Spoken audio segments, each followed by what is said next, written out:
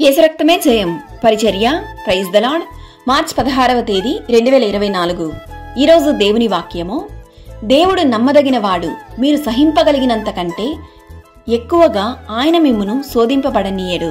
కొరింథీయులకు రాసిన మొదటి పత్రిక 10వ అధ్యాయం 13వ వాక్యము.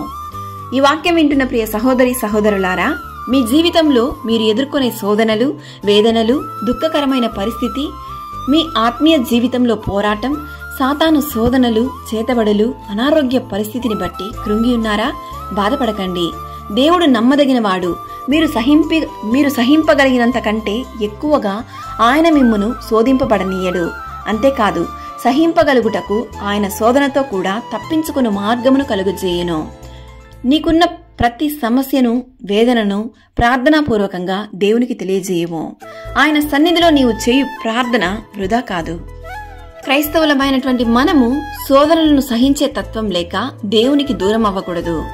దేవునికి విరోధమైన కార్యములను బానిసవ్వకూడదు. అందుకే దేవుని వాక్యం ఇలా సెలవిస్తుంది, శోధన సహించువాడు ధన్యుడు, అతడు శోధనకు నిలిచిన వాడై ప్రభువు తన్ను ప్రేమించు వారికి వాగ్దానము చేసిన జీవ కిరీటము పొందును. అట్టి ఆశీర్వాదం మనందరికీ దయచేయునుగాక. నా జీవితం ఇంతేనా? ఈ కష్టాలు ఎప్పుడు మారునో? నా కన్నీటి ప్రార్థనకు దేవుడు ఎప్పుడు జవాబిచ్చునో అని దిగులు చెందుతున్నారా? ఆయన నిన్ను తన మార్గంలో నడిపించును. నీ దుఃఖాన్ని సంతోషంగా మార్చును. ప్రభువైన యేసుక్రీస్తు కృప మనందరికీ తోడైండునుగాక. ఆమేన్. God bless you.